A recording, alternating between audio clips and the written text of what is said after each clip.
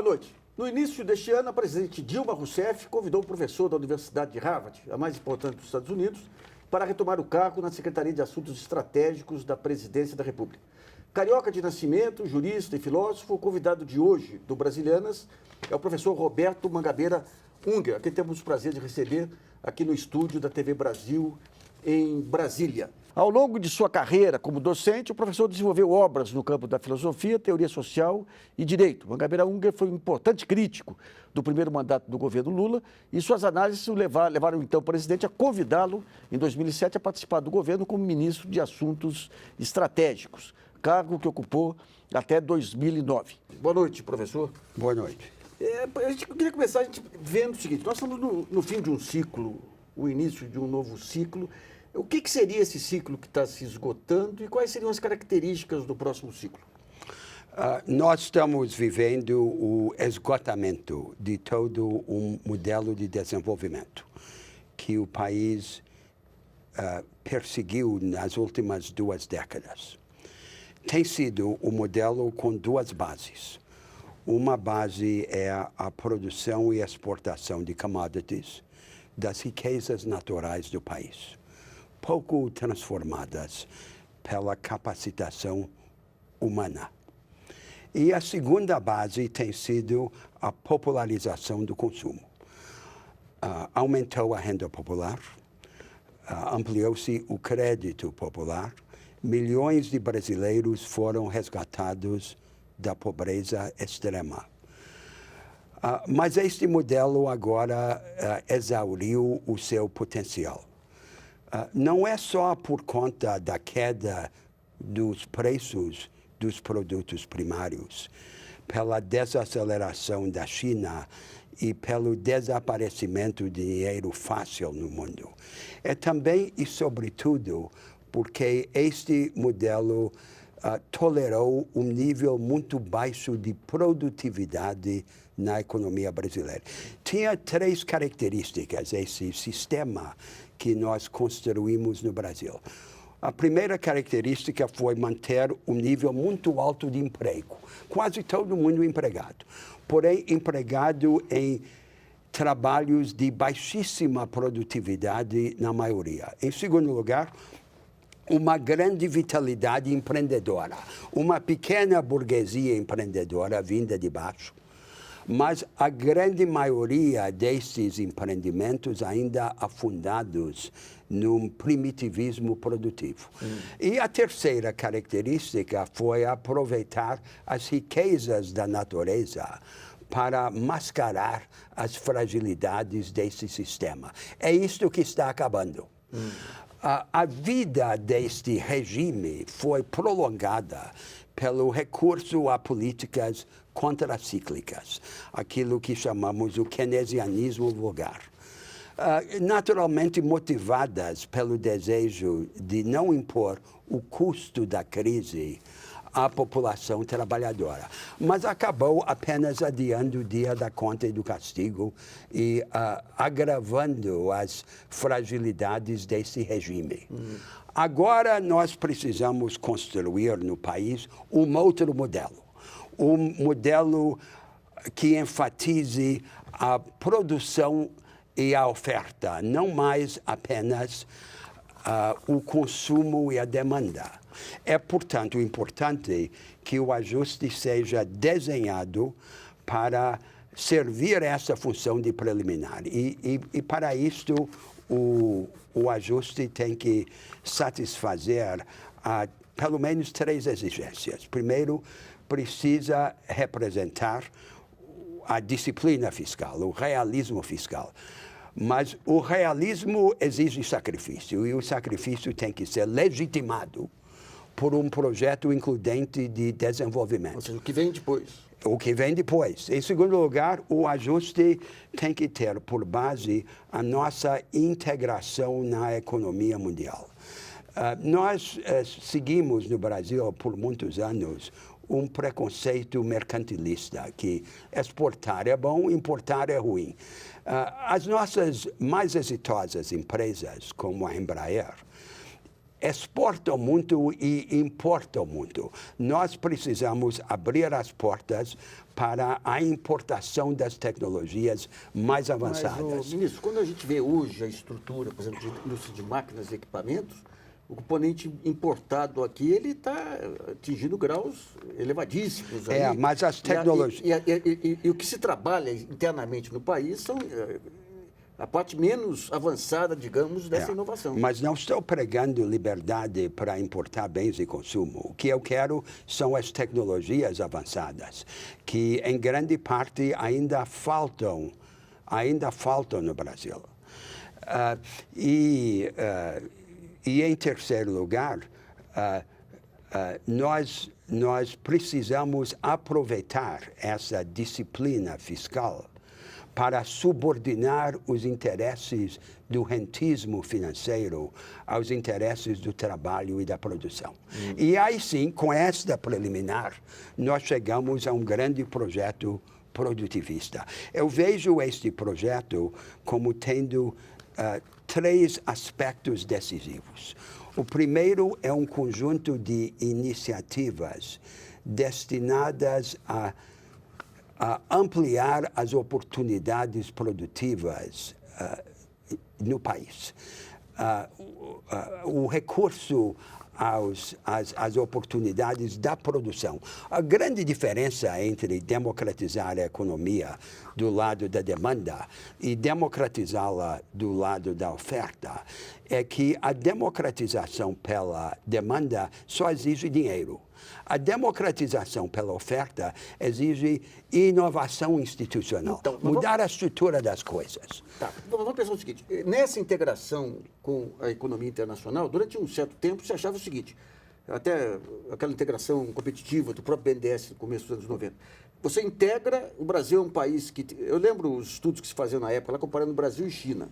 A China tinha grandes picos de avanço em alguns setores e outros não. E o Brasil era mais ou menos paralelo com os Estados Unidos, mas num nível, obviamente, bem inferior. Então, a visão que se tinha lá é o seguinte, o Brasil, como uma nação continente, tem que competir em todos os setores. Posteriormente, se mudou na área acadêmica, dos desenvolvimentistas, eles passam a achar o seguinte, o Brasil tem que definir vocações específicas, petróleo e gás e outros setores. Na sua opinião, qual que seria o modelo para vigorar aí no pós-ajuste fiscal? Nós tivemos um estágio, em meados do século XX, de um desenvolvimento conduzido pelo Estado, em que o Estado, atrás de barreiras protecionistas, selecionava alguns poucos setores nos quais nós iríamos nos especializar. Depois nós passamos para o segundo modelo, que foi esse nacional consumismo, por assim dizer, que é o modelo das últimas 2 décadas. E agora nós precisamos construir um terceiro modelo que não é apenas uma volta ao primeiro. Este terceiro modelo tem que ser uma democratização radical das oportunidades econômicas e educativas. O seu primeiro aspecto é o aspecto do produtivismo includente. E aí eu vejo 3 componentes decisivos nesse primeiro capítulo do projeto.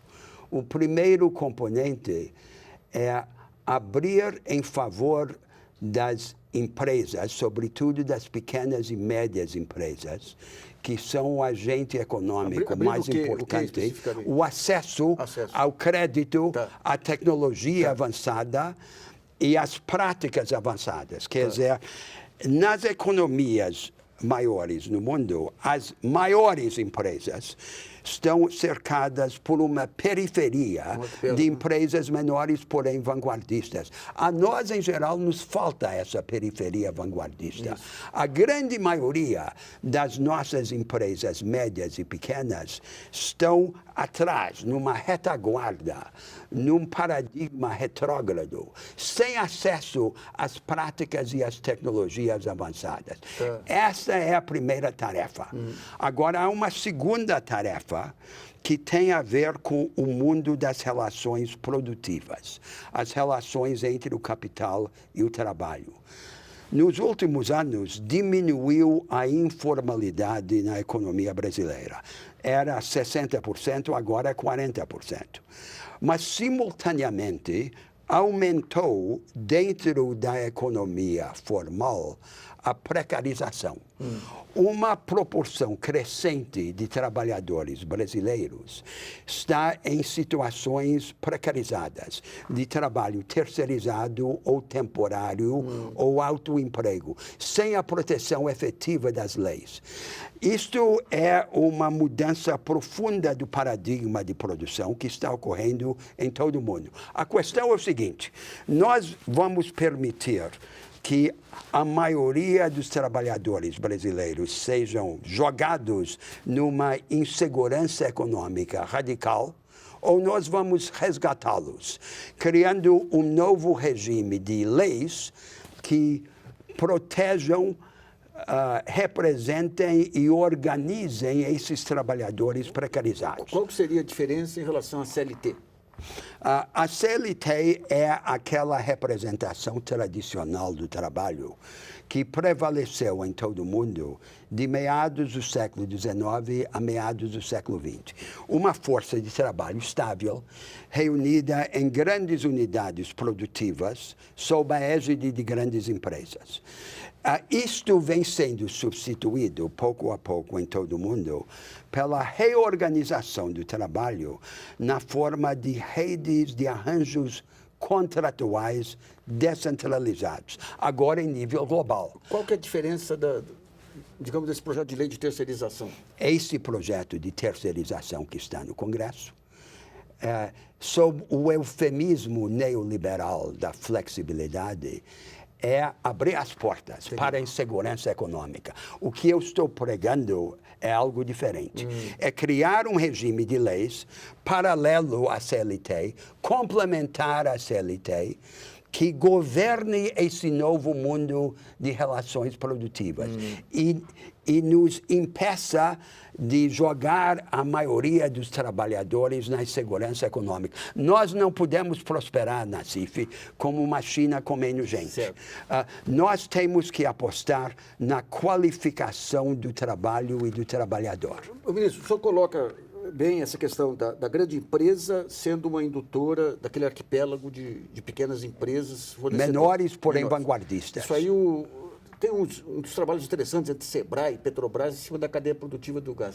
Mas quando a gente pega as grandes empresas, quais os setores que o Brasil deve se especializar? O Brasil deve se especializar em setores? Eu não sou um defensor de uma escolha a priorística, dogmática de setores. Eu penso que nós devemos ser agnósticos a respeito de setores, porém determinados a respeito de procedimentos. Quem escolhe os setores portadores do futuro é o futuro, não somos nós. Mas o que nós precisamos assegurar é uma democratização radical do acesso aos instrumentos da produção avançada. E aí deixar que o experimentalismo aponte o caminho. Agora, o senhor chegou a analisar, digamos, a maneira como se montou o Plano Brasil Maior, a tentativa de, a partir da análise da economia, definir setores mais competitivos? Sim, mas ainda é o resquício daquela ideia que nós é que vamos conduzir o futuro. Eu julgo que há também um terceiro componente neste produtivismo includente, que é levantar as travas à produção. Nós temos no Brasil todo um sistema de perseguição dos órgãos de controle e de um elenco de pequenos déspotas administrativos. Eu vou lhe dar o exemplo da regularização ambiental. É um pesadelo para os produtores no país. E o que o país não compreende é que o problema ali não é que tenhamos um direito ambiental exigente demais. O problema é que nós não temos direito ambiental. O nosso direito ambiental, como o nosso direito administrativo em geral, é um vácuo. É quase inteiramente processual.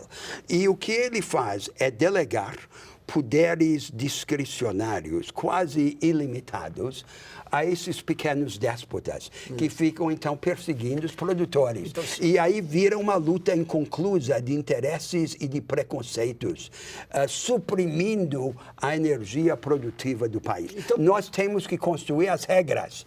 Por exemplo, distinguir regras para as áreas antropizadas e áreas virgens. Então, o que o senhor está colocando aí, pelo que eu entendi, é o seguinte: tem que ter um conjunto de reformas em relação à burocracia, em relação ao acesso à tecnologia, em relação ao acesso ao financiamento para pequenas empresas. Nós temos que ter um projeto voltado para a democratização da economia brasileira do lado da oferta, por ações, por inovações institucionais como estas que eu acabo de enumerar. Basta ter, digamos, esse conjunto de ferramentas ou tem que ter elementos de indução para as grandes empresas? Não basta.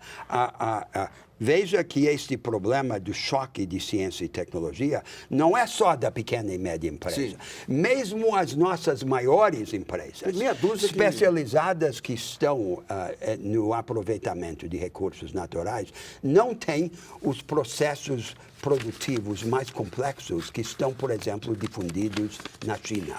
O choque de ciência e tecnologia é necessário para empresas em todas as escalas. Agora, eu não tenho ilusão. Estas iniciativas que os economistas chamariam de microeconômicas, que são inovações no mundo do trabalho e no mundo da produção, dependem, para a sua fecundidade, de um cenário macroeconômico favorável. Aí é que vem o desenho correto do ajuste. O ajuste não é para ajoelhar diante do altar dos interesses financeiros. O ajuste é para assegurar o realismo fiscal, romper com as más ideias que campearam no Brasil. De um lado, ideias vindas da direita, a doutrina da confiança financeira, e de outro lado, ideias vindas da esquerda, o keynesianismo vulgar. Tá. Mas quando a gente fala em realismo financeiro... E fiscal. Realismo fiscal, aliás. O realismo fiscal. E pega a perna financeira, que você tem tudo centrado hoje no superávit primário. Quando entra a parte, o superávit nominal, você tem uma taxa de juros que não é administrável. Quer dizer, com todo esse superávit fiscal, com taxa de juros de 12,5%, 13% ao ano, apenas a Selic, e com mais o custo aí de subsídios aí em diversas áreas aí, você tem um custo financeiro que não tem... Claro. Então, digamos, esse produtivismo fica a serviço do mercado financeiro. Correto. Então, Nassif, eu vou dizer claramente... o que me parece ser o conteúdo desse cenário, desse contexto macroeconômico que tornaria fecundas as iniciativas produtivistas. Há 5 pontos. Em primeiro lugar, não interromper o curso da depreciação cambial. Isso. A depreciação cambial é conveniente ao país. Em segundo lugar, prover os importadores de tecnologias avançadas de compensações tributárias para a depreciação cambial. Em terceiro lugar, abandonar unilateralmente todos os obstáculos tarifários ou não tarifários à importação das tecnologias avançadas. Quem que vai definir o que é tecnologia avançada? Mas isso nós temos que fazer uma escolha. E pelo critério daquelas tecnologias que são multissetoriais, que são as tecnologias que podem ser aproveitadas para o soerguimento simultâneo de muitas áreas. Em quarto lugar, então, e só em quarto lugar é que vem a disciplina fiscal. A disciplina fiscal a serviço de um projeto estratégico. E em quinto lugar, facultado pela disciplina fiscal, o viés para baixo na taxa de juros. Quer dizer, baratear o custo do capital e sacrificar os interesses dos rentistas aos interesses dos produtores. Este é o projeto macroeconômico, é o requisito macroeconômico do produtivismo includente. E a transformação econômica do país haverá de ser o resultado da dialética, da combinação daquelas iniciativas para as empresas e para o trabalho com este contexto macroeconômico. Ministro, tem perguntas aí dos nossos telespectadores aqui vieram através do site da Brasiliana. Daniel Mendes. Quais são as forças vivas da sociedade brasileira que poderão gestar um novo país ao lado do mainstream? Assim como na música de Caetano, o que nesse momento se revelará aos povos, surpreenderá a todos por não ser exótico, mas por ter permanecido oculto quando terá sido óbvio? A resposta a esta pergunta é muito clara. O fenômeno social mais importante ocorrido no país nos últimos anos é o surgimento, ao lado da classe média tradicional, de uma segunda classe média, mestiça, morena, de milhões de brasileiros que lutam para abrir e manter pequenos negócios, que estudam à noite, que se filiam a novas igrejas e associações e, sobretudo, que inauguram no país uma cultura de autoajuda e iniciativa. Atrás deles, há um grupo ainda maior de trabalhadores ainda pobres que se converteram à cultura e à consciência dessa vanguarda de emergentes. E atrás destes batalhadores, desse grupo intermediário, é que está ainda a massa pobre do povo brasileiro querendo seguir aquele caminho. Getúlio Vargas organizou uma revolução em meados do século XX, aliando o Estado aos setores organizados da economia, setores intensivos em capital. Hoje a revolução é o Estado usar os seus poderes e recursos para permitir à maioria dos brasileiros seguir o caminho dessa vanguarda de emergentes. O grande atributo do Brasil é a nossa vitalidade.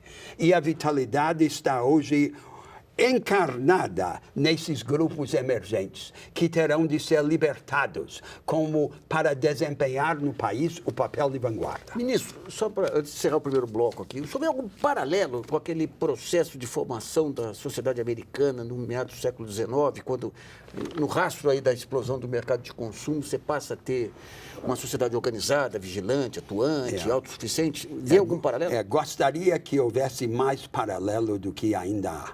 Vamos separar a sociedade de consumo da segunda metade do século XX, a popularização do consumo, do que ocorreu nos Estados Unidos na primeira metade do século XIX, que foi, de fato, o fundamento da grandeza do país. Os americanos na agricultura descentralizaram o controle da terra e organizaram aquilo que, em vocabulário contemporâneo, nós chamaríamos a coordenação estratégica descentralizada entre os governos e o produtor rural. E entre os produtores rurais organizaram o que chamaríamos a concorrência cooperativa. Quer dizer, competiam e ao mesmo tempo faziam mutirão de recursos ganhando escala. Produziu a agricultura mais eficiente que havia existido no mundo até aquele momento. Nas finanças, destruíram na presidência de Andrew Jackson o Banco Nacional. Proibiram os bancos nacionais e criaram o sistema mais descentralizado de crédito que jamais havia emergido na história da humanidade. Quando fizeram isto na agricultura e nas finanças, não estavam regulando a economia de mercado. Muito menos estavam atenuando as desigualdades por políticas compensatórias. Estavam reinventando o mercado para democratizá-lo. E é isso que quero eu para o Brasil. Numa escala muito maior, em todos os setores da nossa vida nacional. Vamos para o primeiro intervalo. Brasilianas.org, volta já.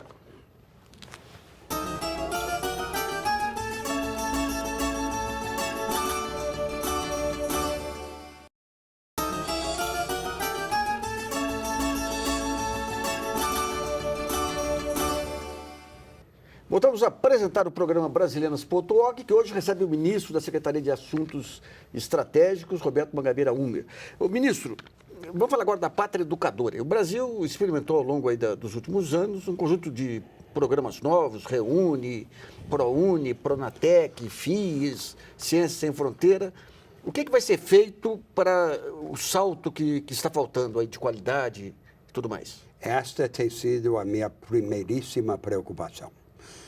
Por orientação da presidenta, eu dediquei a maior parte do meu tempo nesses meus 2 primeiros meses de governo ao projeto prioritário do governo, que é a qualificação do ensino básico. Sem isso, nós não temos futuro. A nossa situação é calamitosa. No final do 3º ano do ensino médio, a maior parte dos nossos alunos mal consegue interpretar um texto ou resolver problemas aritméticos rudimentares. Nós não temos futuro assim. Pede a um aluno para interpretar um texto e ou ele repete o texto ou ele embarca numa livre associação de ideias, oscilando entre a repetição e o devaneio. O nosso projeto tem de ser um projeto não apenas produtivista, mas também capacitador. E por isso, a prioridade agora tem de ser a qualificação do ensino básico. A onda do acesso tem de ser seguida pela onda da qualificação. Como fazer se o ensino básico está nas mãos das prefeituras, muitas delas aí... Por isso que nós, eu tenho proposto e a presidenta e o governo abraçaram um projeto com 4 grandes eixos. O primeiro eixo é justamente o federalismo cooperativo. Sem organizar a cooperação federativa em educação, nós não conseguiremos avançar. Porque o governo federal não tem responsabilidade direta pelas escolas do ensino básico. Nós temos na cooperação federativa de preencher 3 requisitos. O primeiro requisito é aquele em que mais avançamos, que é a avaliação. Compreender o que está acontecendo. Os sistemas são bons de avaliação? Escola por escola e aluno por aluno. Nós estamos na vanguarda do mundo em matéria de avaliação educacional. O segundo aspecto é o aspecto em que apenas começamos a avançar, que é a redistribuição dentro da federação, de lugares mais ricos para lugares mais pobres. A redistribuição de recursos e, no futuro, de quadros. Mas o terceiro elemento é aquele em que ainda não avançamos de todo, que é a correção, os procedimentos corretivos. O que é que acontece quando uma rede escolar local repetidamente caia abaixo do patamar mínimo aceitável de qualidade? Não podemos permitir que a qualidade do ensino que uma criança brasileira recebe dependa do acaso do lugar onde ela nasce. É preciso juntar os 3 níveis da federação em órgãos colegiados, como são as comissões intergestoras do SUS, para intervir e consertar.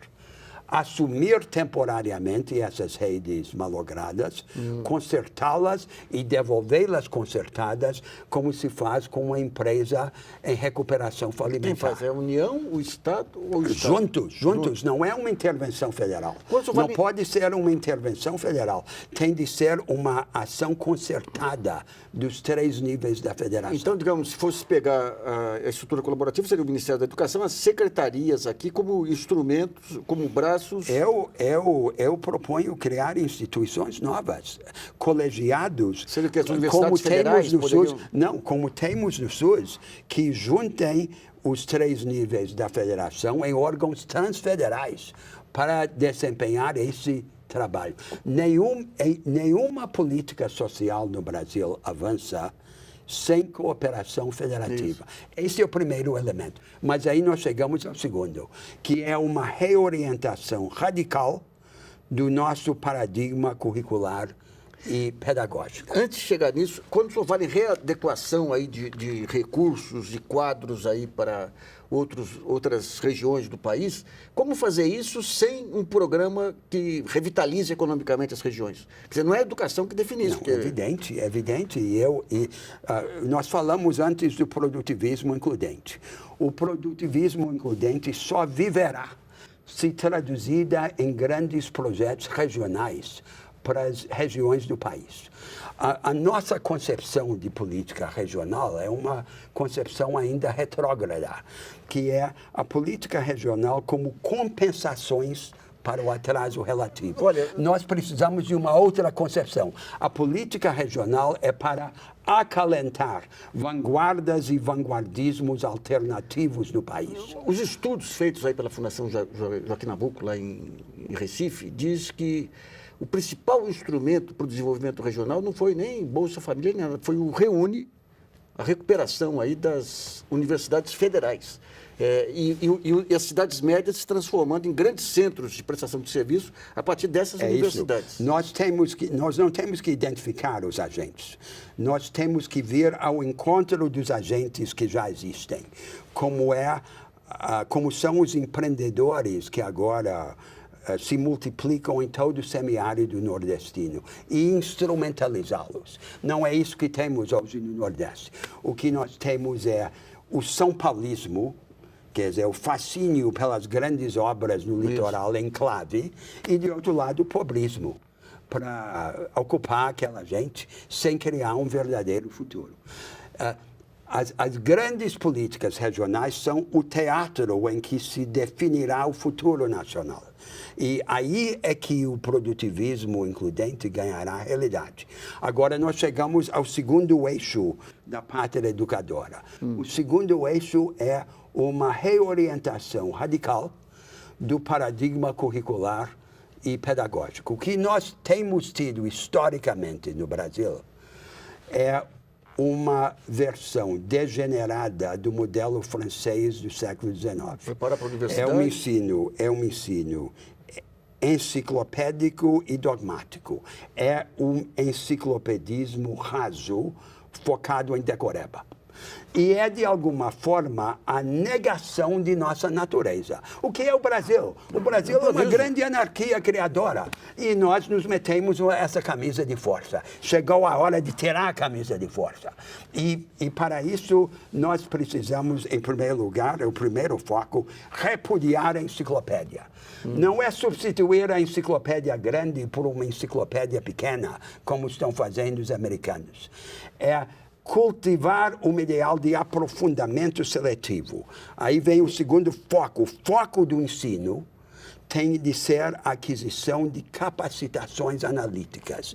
Tem de focar o básico, que é interpretação de texto, que é análise verbal, e raciocínio lógico e matemático. Isso é o básico. E organizar o ensino como uma sequência de capacitações.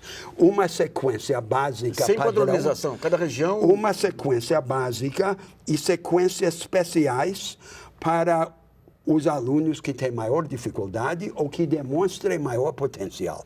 Agora, você pergunta se haverá diferenciação. Nós temos no Brasil um sistema de ensino que é paradoxalmente desorganizado e uniforme ao mesmo tempo. Aliás, como os Estados Unidos. Não há um sistema nacional de ensino, porém, os componentes do sistema do ensino são muito semelhantes na conformidade com práticas medíocres. O nosso objetivo não deve ser substituir a uniformidade desorganizada por uniformidade organizada. O nosso objetivo deve ser substituir a uniformidade desorganizada pela diversidade organizada. Como que fica o sistema de avaliação com essa diversidade? Mas podemos fazer e temos os instrumentos para isso, porque é justamente esta área de avaliação que nós mais dominamos. Nós precisamos ter um sistema que é capaz de divergir de experimentar e, portanto, de evoluir. Agora, não basta cultivar as capacitações analíticas. Nós precisamos também tratar das inibições pré-cognitivas que os alunos pobres sofrem. São as capacitações de comportamento. E, sobretudo, dois conjuntos de capacitações de comportamento, que são a disciplina e a cooperação.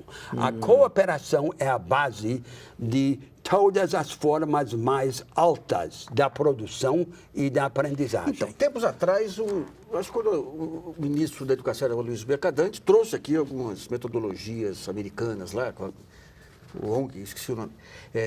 Aliás, é muito interessante porque essa metodologia, em 1972, foi preconizada aqui pelo Vanderlei Guilherme dos Santos, aí, igualzinho. Ou seja, o tempo de aprendizado para cada aluno é diferente do outro. Então, você tem que definir um modelo em que cada aluno tem o seu ritmo. E o professor, ele trabalha cooperativamente para ajudar o aluno a mudar de ritmo. E daí a tecnologia, os tablets e outros seriam fundamentais. Mas o que virou essa ideia? Chegaremos aí. Mas mais importante ainda do que a tecnologia é organizar o ensino cooperativamente, em equipes e em redes. É isso que determina a fecundidade das tecnologias. Cooperativamente é dentro da classe? É a maneira de ensinar. Tá. Os alunos aprendem em equipes, tá. Os professores trabalham em equipes, equipes trabalham com equipes. E se o indivíduo, seja aluno ou professor, está refém de suas próprias limitações, ele mal consegue avançar. E é isso que tem sido a nossa sala de aula, historicamente, a combinação do individualismo com o autoritarismo.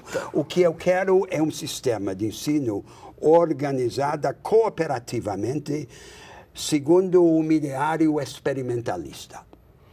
Vamos só para tentar entender. Não, tá claro, aí seria o ideal. Se você pensa numa escola experimental, seria o ideal. Quando a gente pensa numa estrutura que está há décadas aí consolidada, com milhões de alunos, milhares de professores acostumados com esse padrão, como é que faz a mudança de padrão mental? Aí é que vem o terceiro grande eixo do nosso projeto de qualificação do ensino básico, que é toda uma série de iniciativas destinadas a qualificar os professores e os diretores e a influenciar a sua formação nas faculdades de pedagogia e nos programas de licenciatura.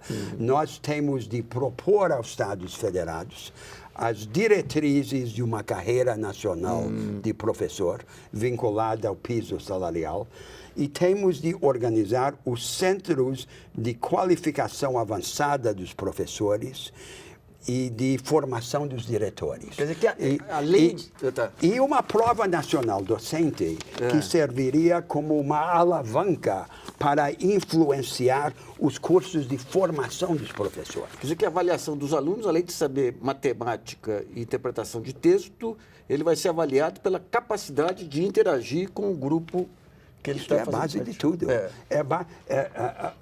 E há uma hierarquia de formas de cooperação. As formas mais primitivas de cooperação são as formas que dependem de comando e controle, verticalizadas. As formas mais altas são as formas horizontais. Agora, ministro, pegar um professor e falar o seguinte: você vai ter que ganhar autoridade, mas não em cima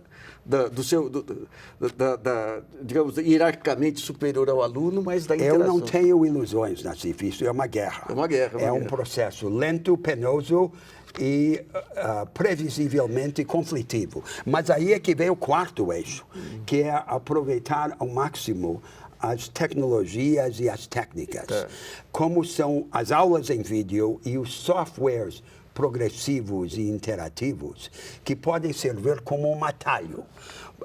São instrumentos para os professores, mas, ao mesmo tempo, permitem aos alunos, em equipe, avançar por própria conta. Vamos a uma pergunta aqui, para fechar o bloco, da Maria Otília Bocchini, de São Paulo. O que o senhor pensa de oferecer documentos públicos em linguagem clara, simples e acessível à maioria da população, para que todos possam, de fato, compreender o que é de seu interesse. Ela toma como mau exemplo uma incompreensível cartilha aí, que ela fala do Ministério do Trabalho e Emprego sobre mudanças no seguro-desemprego, e menciona experiências no México, Uruguai e Estados Unidos de iniciativas usando as denominações aí, linguagem cidadã e tudo aí. O Banco Central, outro dia, já conseguiu melhorar um pouquinho aí o texto aí, mas... É claro, eu acho que a educação vai aproveitar todo mundo. Até os burocratas vão aprender a pensar e a escrever. Mas eu só quero pontuar o seguinte, Nassif. Seria um equívoco ver esse projeto como um amontoado de ações tecnocráticas específicas. Não é isto. É um movimento. É uma mística, é uma mobilização nacional. Nós precisamos construir um ideário que nos permita tirar a camisa de força que colocamos em nós mesmos, libertar a genialidade brasileira e vencer os muitos interesses e preconceitos com que teremos que guerrear. Nós vamos para o segundo intervalo e Brasilianas.org volta já.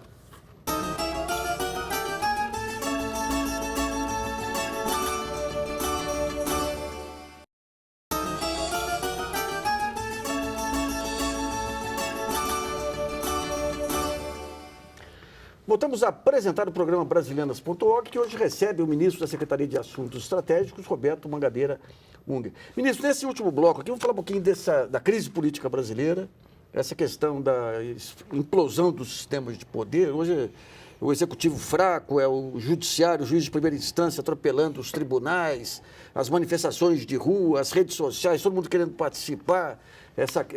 Como que vê essa crise geral em termos globais e especificamente em termos brasileiros?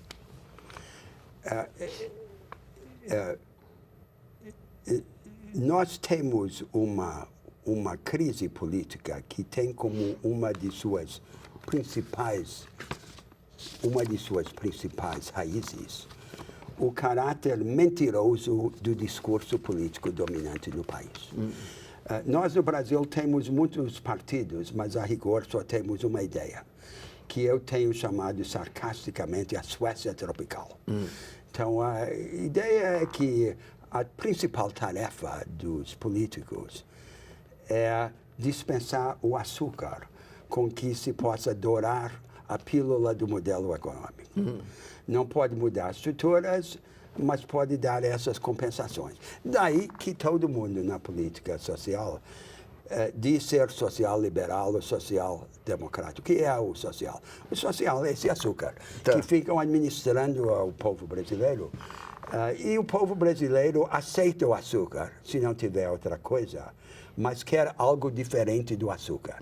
O que ele quer são os instrumentos, as oportunidades, os braços, as asas, os olhos com que aprender, construir, fazer, empreender. Esta é a tarefa. O discurso político brasileiro não é isso, é uma grande enganação. E aí que nós agora no Brasil não temos partidos. Nós temos esses bandos de políticos profissionais perdidos. No passado, nós tivemos um regime partidário forte na democracia de 46. Quando tivemos qual seu avô era um dos líderes, projeto político forte. Contrariamente ao que se pensa, os partidos fortes no Brasil não são a causa dos projetos fortes. Eles são a consequência dos projetos fortes.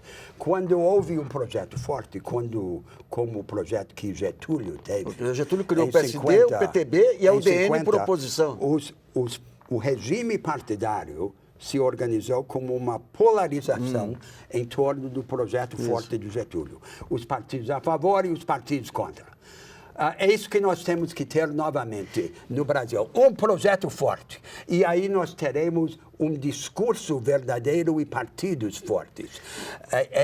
Isso é que temos agora que construir no país, com audácia política e imaginação institucional. Então vamos falar de projeto forte. Nós temos, desde a Constituição de 88, um modelo que vem sendo construído gradativamente, houve recuos nos últimos anos, de participação social, ou seja, aprofundamento da democracia social, que com as redes sociais se ampliou bastante. Temos as conferências nacionais, temos o modelo SUS, que se replicou em algumas áreas aí, temos conselhos de participação, que nos últimos anos, digamos, esse projeto forte se daria em torno desse aprofundamento da democracia social e não aprofundamento da democracia social? Esse aprofundamento da democracia que estão falando é a ditadura dos falastrões. O povo brasileiro não quer isto. Isto é uma... Ele quer ser conduzido? É a versão caricata de algo importante, que é a democracia de alta energia, sobre a qual eu quero dizer algo. Mas deixa eu primeiro fazer outro comentário. A elite republicana bem pensante no Brasil julga que temos que fazer uma grande reforma política primeiro, antes de tratar do caminho econômico e social. Por isso que quando os governos não sabem o que fazer ou inventam um constituinte exclusivo. Na Assembleia Constituinte, vamos ter uma grande reunião. Não sabem o que vão dizer nessa reunião, mas querem a reunião. As coisas não acontecem assim no mundo. Nenhum país reforma as suas instituições políticas para depois decidir o que fazer com as instituições reformadas. A mudança nas instituições políticas só ocorre quando tem de ocorrer no meio de uma luta para reorientar o caminho econômico e social do país.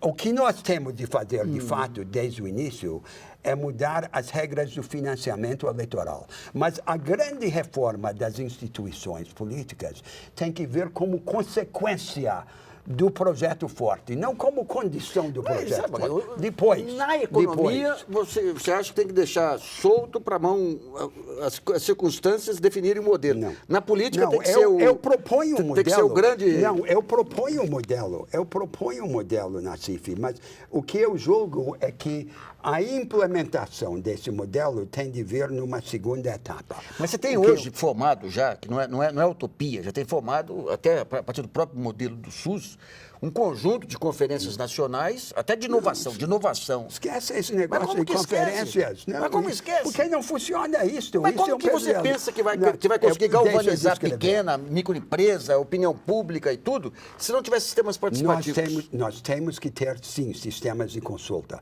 Mas vamos começar com o que de fato temos. Mas temos o que isso. de fato temos não é esse bando de conselhos que é inteiramente periférico. O que de fato temos é um executivo que legisla, um Congresso que investiga e um judiciário que administra. É uma perversão radical do presidencialismo americano que copiamos. Então, nós temos fraco. Pois é. E isto tudo nós temos que mudar no futuro. Nós copiamos o federalismo americano. O federalismo americano atribui poderes distintos, estanques, aos 3 níveis da federação. É incompatível com a cooperação e com o experimentalismo. Nós temos que redesenhar o federalismo. O presidencialismo americano, que nós também copiamos em todas as nossas constituições republicanas, foi desenhado para inibir a transformação política da sociedade. O presidente eleito com grande mandato popular, prometendo mundos e fundos ao eleitorado, e chega no poder e descobre que o sistema foi desenhado para inibir a transformação. Nós temos que mudar o regime. Mas, ministro, a gente tem uma crise hoje aqui de representatividade. Sim. Que vem até, você tem uma sociedade civil que avançou muito nos últimos anos. Sim. Tem que dar um mergulho nisso aí. Hoje você tem comitês culturais que não tem a ver muito mais com o modelo americano do século XIX do que com... essa crise de representatividade hoje, os partidos não conseguem representar, o federalismo não consegue representar, e o senhor propõe coisas de cima para baixo. Não, eu não proponho coisas de cima para baixo, eu proponho um aprofundamento radical da democracia. Mas de que maneira? Mas esse aprofundamento passa por uma mudança em todos os níveis da federação. Nós temos, em todos os níveis, desde a presidência até a prefeitura, um regime que foi desenhado para perpetuar os impasses. A eleição direta de um executivo forte permite, de fato, romper os esquemas oligárquicos. A elite política no Brasil vive querendo instituir o regime parlamentar, que, instituído prematuramente no Brasil, significaria concentrar o poder nessa oligarquia política. Nós devemos manter as eleições diretas, mas devemos, ao mesmo tempo, criar os mecanismos para resolver prontamente os impasses. Quando há um impasse, qualquer poder pode convocar unilateralmente eleições antecipadas. É isso que eu quero. Agora, temos que combinar isto com regras que, sim, permitem elevar o nível de participação popular na vida pública. Não confundir isto com o aparato institucional do corporativismo. Não é corporativismo. Que são os conselhos.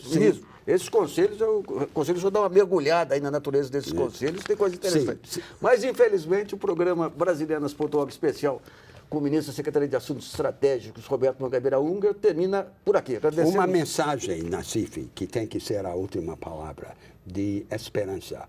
Nós nos aproximamos agora de um momento decisivo de inflexão na nossa vida nacional. Agora sim, o Brasil, que é vitalidade, vai criar as instituições capazes de dar instrumentos a esta energia humana assombrosa e ainda desperdiçada no nosso país. Espírito para cima. É isso aí mesmo. Bom, nós vamos ficando por aqui. Você pode continuar colaborando aí, enviando trabalhos, vídeos, sugestões de textos para o portal brasilianas.org. Esse espaço aqui também é seu. E voltamos aí na próxima segunda-feira, às 8 horas da noite. Até lá, então.